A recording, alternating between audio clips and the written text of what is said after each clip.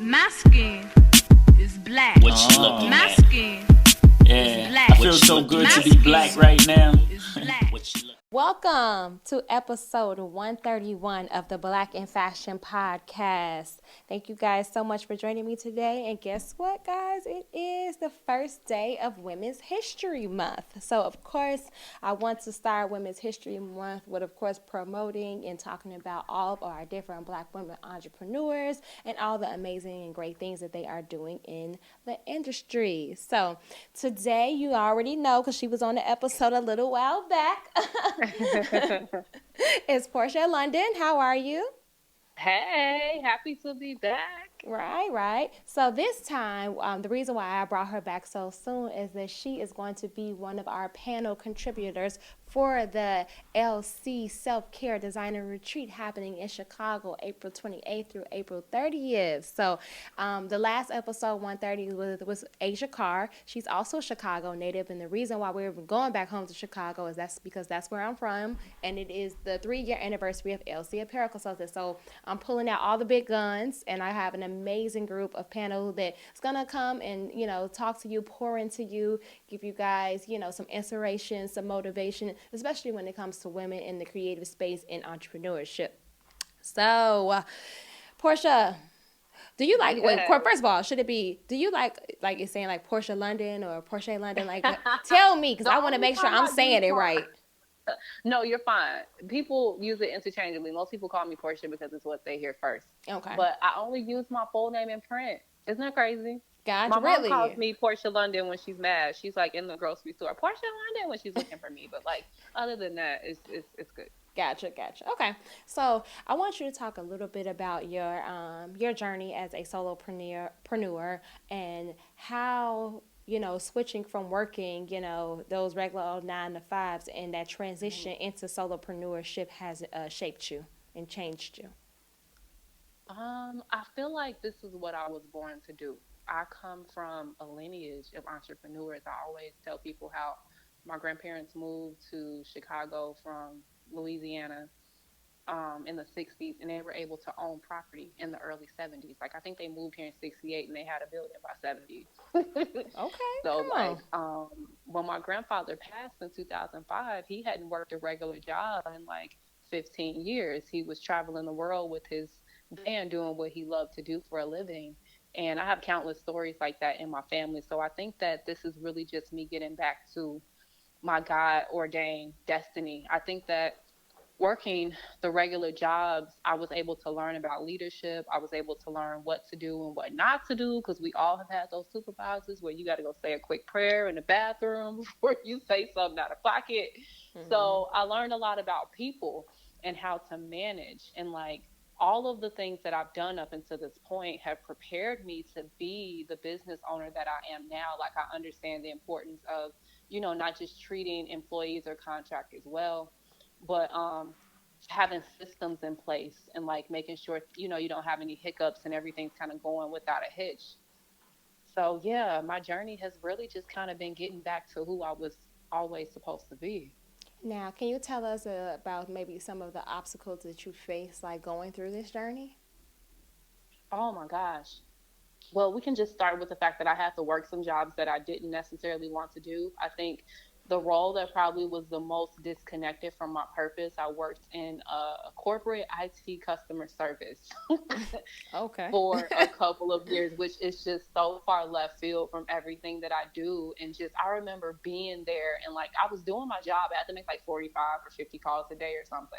And girl, I would be on the phone. I would have Photoshop open. I would have Shein open. I'd be like looking for outfits to shoot on the weekend, and also working on my fashion blog in between calls, and taking my laptop to go edit on my lunch. And so it was just like having to do what you need to do so you can get to the place of doing what you want to do. Mm-hmm. Some people don't ever get over that mindset. Like, they get stuck in the redundancy of the day-to-day that they lose sight of their purpose. Mm-hmm. And I just refused to be one of those people. I knew I wasn't born just to sit at somebody's computer for 8-9 hours a day, 5 days a week. And I got 2 days for myself. And then Sunday I'm at church. I got to do laundry and clean. Like, that's not a life. Yeah, that's not a life. You're absolutely right. That's not a life. No, thank you. Yeah, I I think that's want no probably the parts of that. biggest challenge, Gotcha. because like you can make decent money at a 9 to 5. So like that's not always, a necessary challenge per se. Like for me, the challenge was always just about keeping my mental together and Hmm. my eyes on the prize. Like, okay, my life is so much bigger than this moment right now. Right. I don't feel like getting up at 6 a.m. so I can be at work at 8 a.m.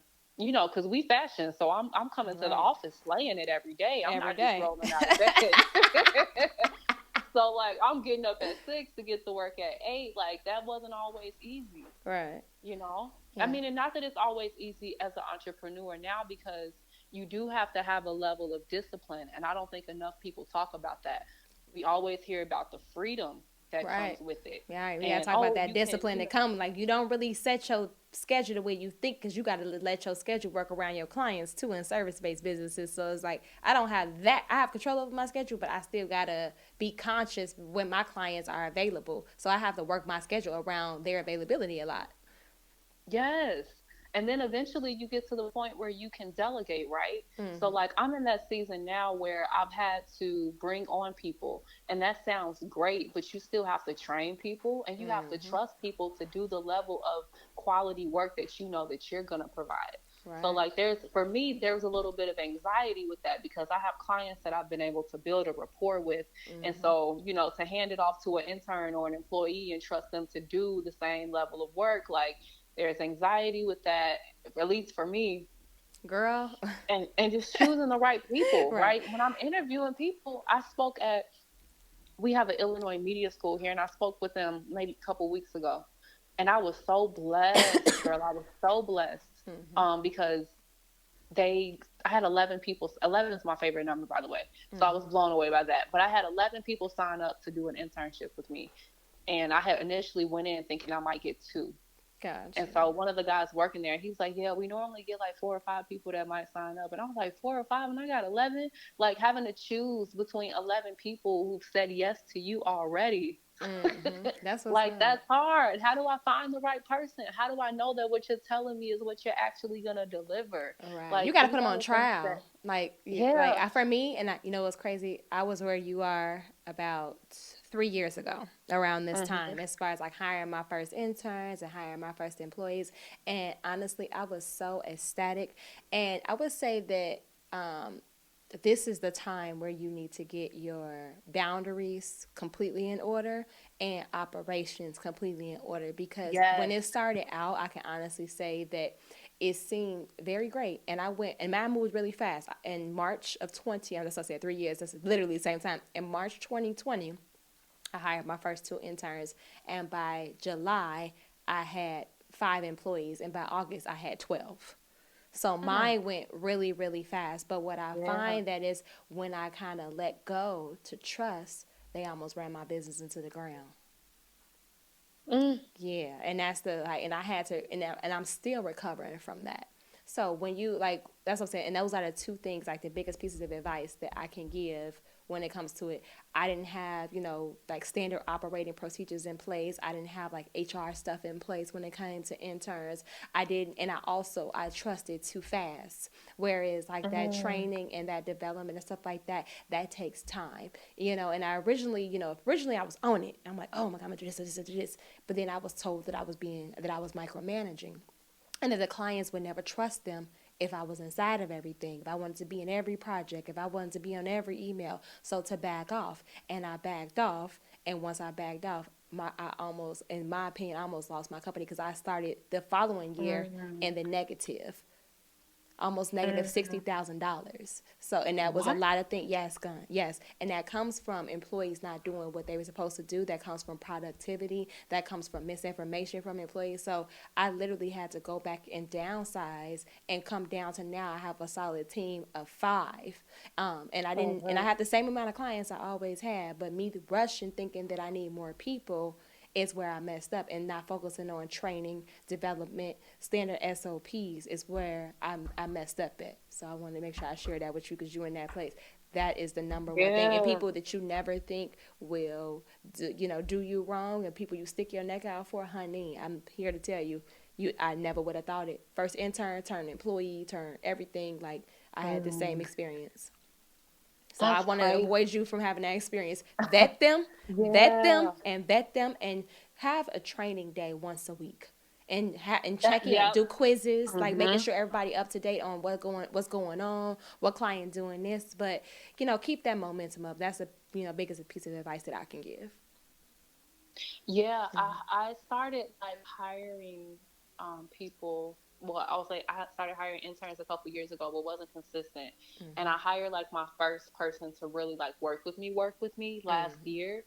And I had her working with me on a social media account, and it was more digital marketing because we were doing web and everything. But Gotcha. and she was always complaining, "Oh, I don't have content for this. I don't have," like it was just always a thing. And granted, the client was having their own issues as well. But then she quit. And oh my goodness, I was just like, what am I going to do without her? This has already been a stressful account with her help. So, like, I had to replace her. And it's been so much easier now. Yeah. Like, sometimes God will redirect. And, like, she's still, like, Exactly. really dope. I still have communication with her. She's great at what she does, but wasn't necessarily a good fit for this position. And so Exactly. the person that I'm working with now, like, she keeps me accountable. Like, she's like, okay, yeah, we did this already. Like, and I need that because I'm somebody who will over deliver. I'm so, like, Yes. sold on, like, I want you to have the best experience with me ever. Right. So, like, she's like, girl, you're doing too much. Right. And Right. I need that. I had to get together that definitely, like reworking and figuring out what's worked, because just because somebody, like you said, just because somebody is a good person doesn't mean they're necessarily good for you. So can you talk a little bit about maybe some, like, from going from the, hiring interns, but also like building out your team as well as like your clientele and growing your clientele? Are there certain boundaries that you need to set with clients so that you don't over deliver, or so that they don't get too comfortable, like, texting and calling you at all hours of the night and on the weekend? So do you have anything that you set in place to establish boundaries, within your business? Yes, I just started doing this year. I should have did it a long time ago. But I have my business hours, and like these are the times that you can contact me, even if it's on my personal line. My phone goes on do not disturb a lot, and a lot of times the boundaries fall on me, right? So it's like, just because this person, and I actually learned this from Asia, who was on the episode before me. She used to do this thing called Maximize Mondays, and she used to talk about this all the time, and I didn't understand it at the time. But she used to say, your emergency is not my emergency. And so, like, whew, I Woo! overstand. Now, Your Asia, emergency is not wherever my you are, emergency. girl. Your Asia, emergency I is not my overstand. emergency. Hey Yes. now, girl. Let me write that So I've down. learned to adopt that mindset, because even sometimes when you put boundaries in place, people will still try and overstep. Like, you tell them to email you between 8 and 4 or 9 to 5 heartbeats, but they will still email you at 10 p.m., 11 o'clock. Like, I've gotten emails at like 1 in the morning. It's like, oh, I'm sorry for sending it so late. It's like, you could have scheduled that, right? But Yeah. whatever. So I've Facts. learned that I have to do what I can, because I can't control other people. So I make it my business to turn off my notifications. And I don't even get email notifications anymore. I check my email when I'm at my desk. I think If I it's need an to do emergency, that. you can text me. I'm like, I think I need to do. Like, you took them off your phone completely, No, they're still on my phone. I have the but you option don't. of But them. you I don't get just the don't get notification though. I don't get the You know notifications. And if I what? feel like checking it, I will. But I need to do that. because it'll send me into a frenzy, like, oh, this person needs this, because that's, again, I'm still trying to get out of that mindset myself. Like, it's part of my process right now of feeling like I have to jump when somebody calls me to jump. But I'm just like, no, their emergency is not my emergency. I'm entitled to this moment that I have right now. Even if I'm having a meal, that's my moment. I don't have to Right. give my moments away to somebody because they're paying me for a service. You're still getting your service that you're Right. paying for, but that doesn't mean you get like entitlement to my entire life. I actually did a reel at the beginning of the year. I took this audio from That's So Raven, because that used to be my show, where her boss was taking over her life, and she was like, I didn't know this meant all day, all week. And I'm just like, yeah, no, we're not doing that anymore. Right. Girl. I'm still stuck on your emergency is not my emergency, girl. If I ain't about to, if Credit I to ain't, Asia. when I tell you, and Asia is, and that's, and us, we had an episode on me and Asia, we had to catch up because me and Asia, we went to Columbia College together. We graduated together. We started an organization together. We did a collection together after college. Like, that's my girl. And we haven't caught up in so long. And when I was talking to her, and I'm like, ooh, all I could think in my head is like, this retreat is gonna be fabulous. I'm like, It is. It is. I think in my head, I'm like between like and I feel like I was very strategic in like who I chose like for the panel, and I'm like, yeah, we And gonna I'm talk so about work, honored. but we not gonna necessarily talk about work, baby. We gonna talk about entrepreneurship, boundaries, stuff like that. I'm like, this is all gonna make sense, and I want her to specifically talk about like prayer in hers too, like and relying on prayer, and Ooh, can we yes, talk about that? yeah, so Asia is That going, yes, like that's what she's going in on the panel or whatever. Like, I'm literally that's gonna be one of the questions. hmm Right. Like, what do you, like, how do you start your day? And that was I one of the start things that my we day talked about. with How do you start prayer. your day? Right. With prayer before you look at your phone, right? Before, like Mm. I'm a morning person, so I start my days very slow. Like that is definitely like my time to myself. Mm-hmm. So when I wake up, it's still dark outside, and I have the LED lights behind my TV, and it lights up like the room just enough for me to like work. And Mm-hmm. I turn on my fireplace. I put on some soaking music. I make myself either a cup of tea or a cup of coffee, and I take my time. And if something starts to make my heartbeat increase, I'm like, okay, Lord, I need you to intervene right now because I know it is not your will for me to be anxious. Your word says to be anxious for nothing, and I'm not taking on anxiety. What do Mm-hmm. I need to do to resolve the situation? And what I tell you, my days go so much smoother just like including him in my processes and just hearing that, like soaking music, it really does put me in like a different mindset because as an entrepreneur, like you're the boss. You don't get to always take a break and everything falls on you. Like you said, if an employee or intern makes a mistake, they're still coming to you. You know what I mean? You can't just be like, oh, my intern didn't do this right because you hired them. You know Right. what I mean? Mm-hmm. You ain't never lied, girl. And And we're not about to be stressed. right. Because I just feel like, especially in a service based business or whatever, um, the things that we do and the things that you do, like, brand, I feel like I would say wrong. Is it brand strategist or brand strategist? Most people say brand strategist. How about Brand you? strategist. Okay. I just feel like in this space and in this creative space where you need me to develop a service for you or whatever, that we have to get in this mind state and get clear on the fact that these are business to business a lot of times, Yeah. and that this is a partnership. I do not work for you and you do not work for me. So stop trying to Ooh. micromanage people, stop talking to them in any type of way. There has to be a business acumen on both sides, and it's like I feel like they constantly get into this role like I'm the customer and the customer's always right, or I got to please the client, but at the end of the day you have to also be someone that is easy to work with.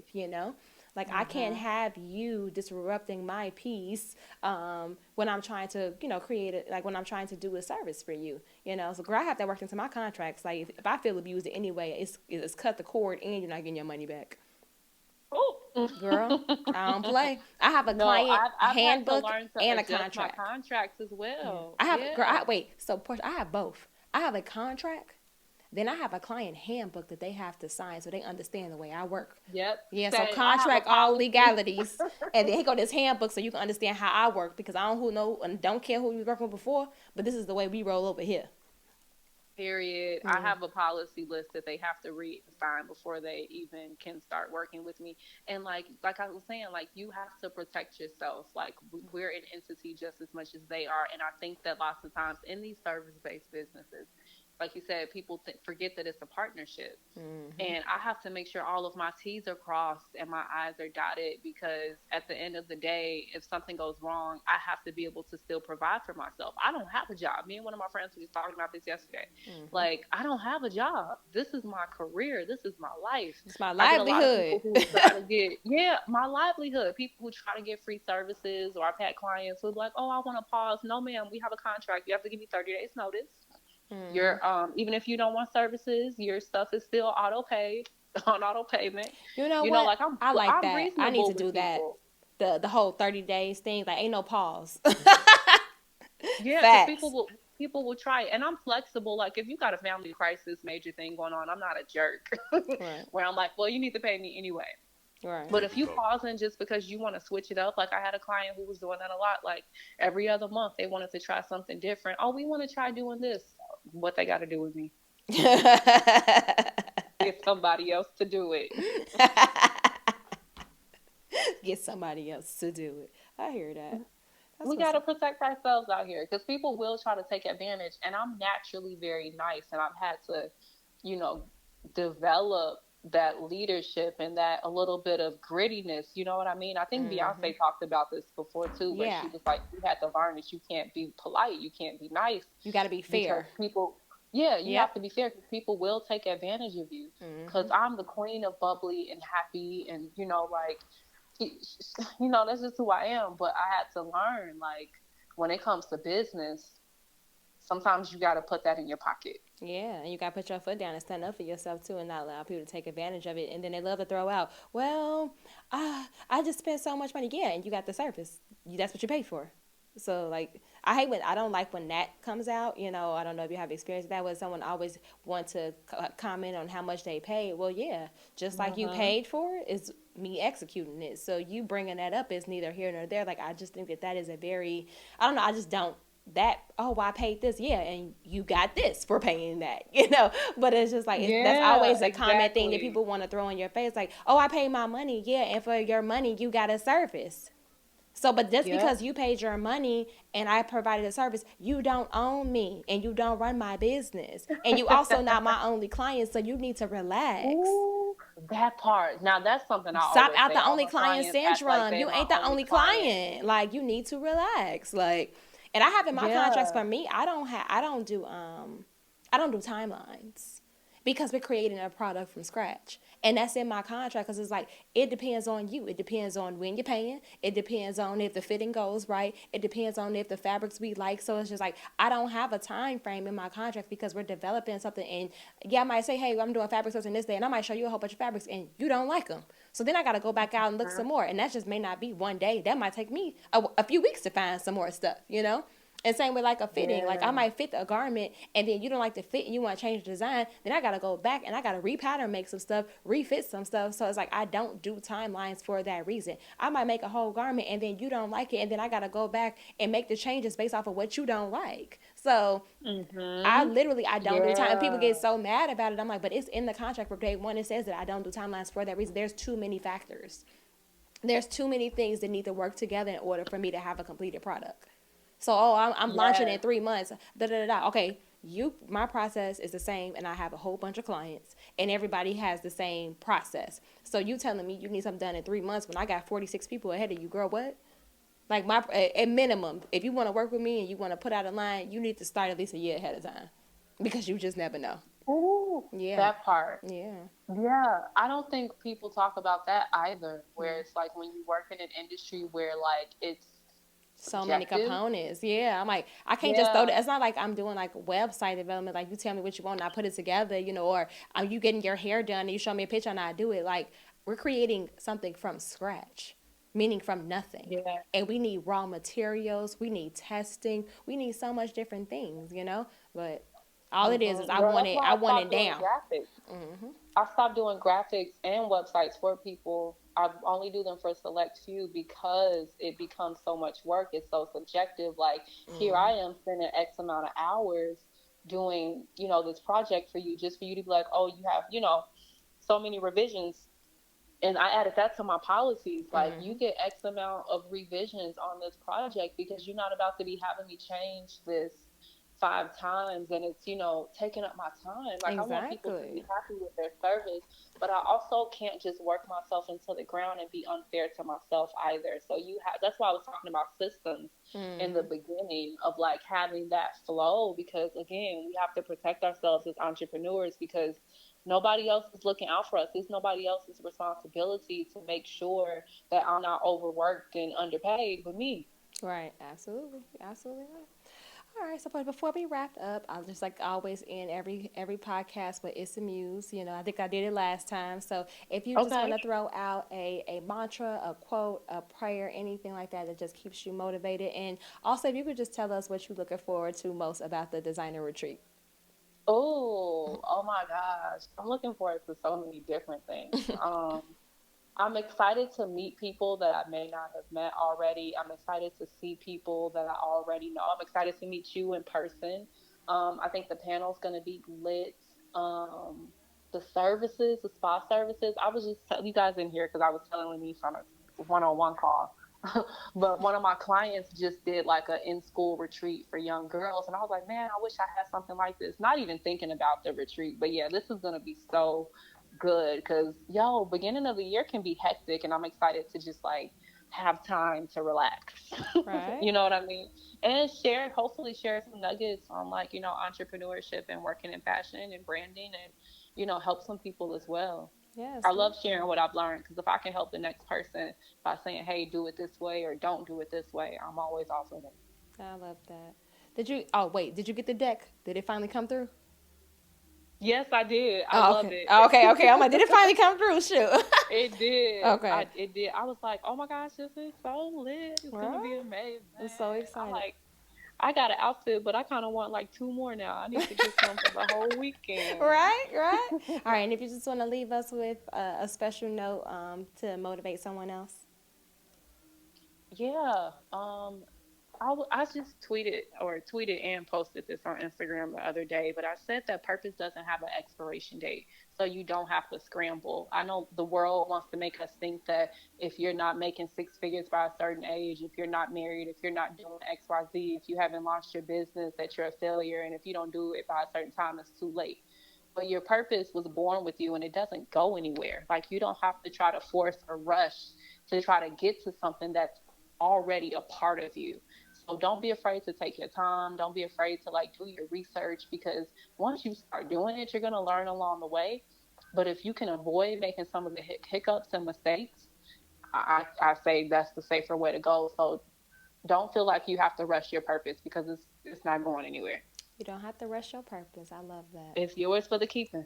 I hear that. Well, thank you so much, Porchea, for joining us again today. I'm looking forward to also meeting you in person and continue to promote this event and push it out there. Hopefully, we'll get a whole bunch of creatives in there that we can pour into and teach them things to, and we also can just, relax and have a good time. Yes, it's gonna be great. I'll see you guys there. All right, thank you so much. I just want to throw out your social media handles so they know how to find you, and of course, we'll put it in the show notes as well.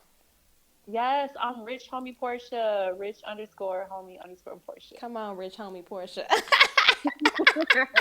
I love your IG name. Thank you. All right, perfect. You have a good night, love. I'll talk to you soon. You as well. Bye. Bye-bye.